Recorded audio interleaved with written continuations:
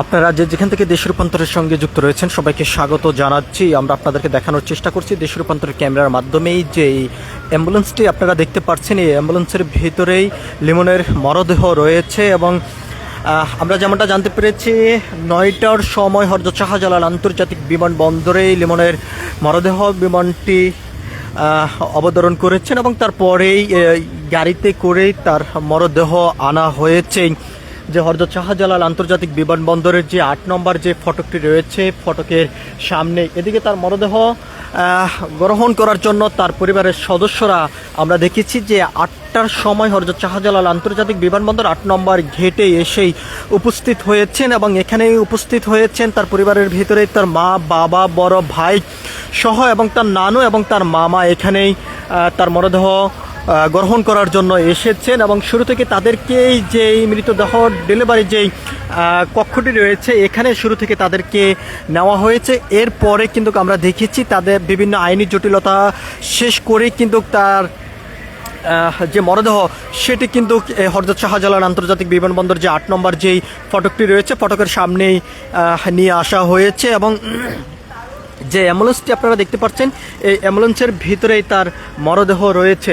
এদিকে আমরা আপনাদেরকে একটু দেখানোর চেষ্টা করছি, এখানে তার পরিবারের সদস্যর পক্ষ থেকেই ব্রিফ করা হচ্ছে।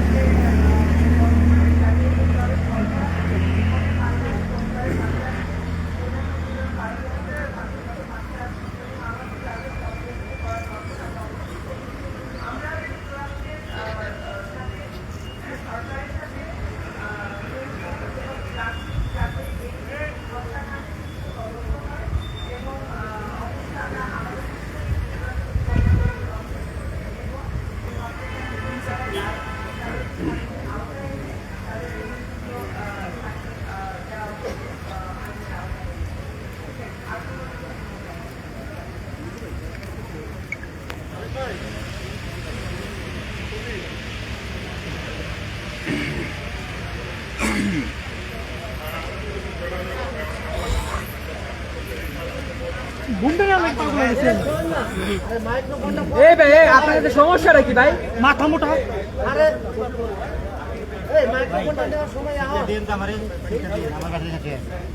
আমার তো অডিও মিক্স হয়ে গেছে।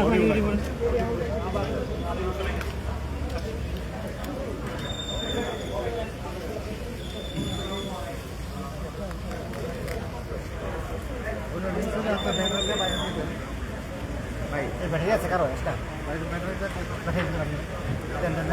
ব্যাটারি নাই। আমি কপি দিই আমি মিক্স থেকে আমি কপি দিই ক্যামেরা ব্যাটারি? হ্যাঁ হ্যাঁ না না না না বলেন ভাই।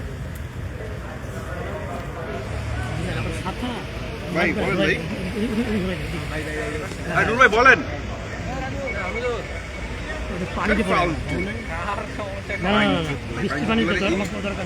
ট্রেডিশন যাইবো না ইসের সময় লাইভের সময় পিছের দিকে ফোন দিয়ে ফোন লাইভে যাবো যা নাকি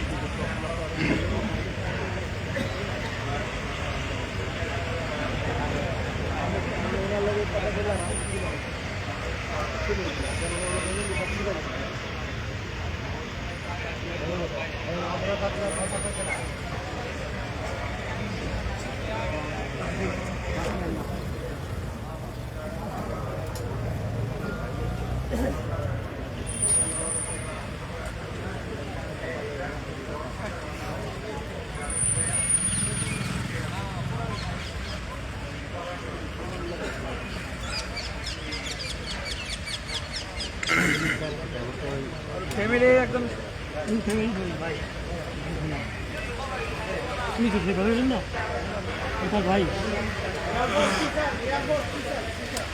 এয়ারফোর্স খুব যন্ত্রণা দেয়। আগে এপিবিএন করতে হয় এয়ারফোর্স।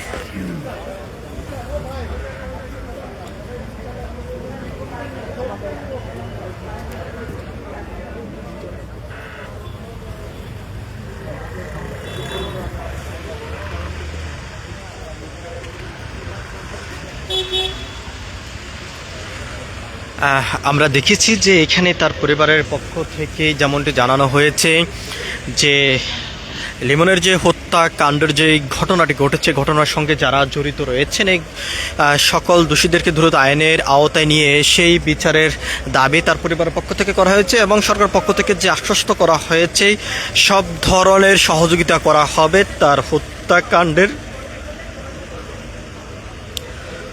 সঙ্গে যারা জড়িত রয়েছেন তাদেরকে দ্রুত সময়ের মধ্যে আইনের আওতায় নিয়ে এসে বিচারের কার্যক্রম করার জন্য সব ধরনের পদক্ষেপ গ্রহণ করা হবে বাংলাদেশ সরকারের পক্ষ থেকে, এমনটি কিন্তু জানানো হয়েছে। এবং যুক্তরাষ্ট্রের সরকারের সাথে আলোচনা করে দ্রুত সময়ের মধ্যেই এই হত্যাকাণ্ডের বিচার দৃশ্যমান করার জন্য সব ধরনের প্রস্তুতি গ্রহণ করবে বাংলাদেশ সরকার, এমনটি কিন্তু জানানো হয়েছে। আপনারা দেশ রূপান্তরের ক্যামেরার মাধ্যমে যে গাড়িটি দেখতে পাচ্ছেন এই গাড়িতে বহন করা হয়েছে এই লিমনের মৃতদেহ এবং তার পরিবারের স্বজনরা এখানে এসেছেন সকাল 8টার সময় হযরত শাহজালাল আন্তর্জাতিক বিমানবন্দরে যে 8 নম্বর যে ফটকটি রয়েছে ফটকের সামনেই।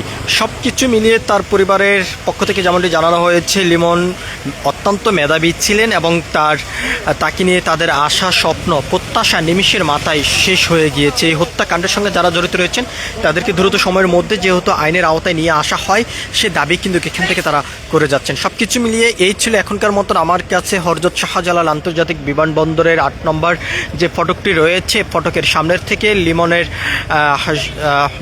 মৃতদেহ বহনের সর্বশেষ তথ্য। পরবর্তী আপডেট পেতে সবাই দেশ রূপান্তরের সঙ্গে থাকুন। ধন্যবাদ সবাইকে।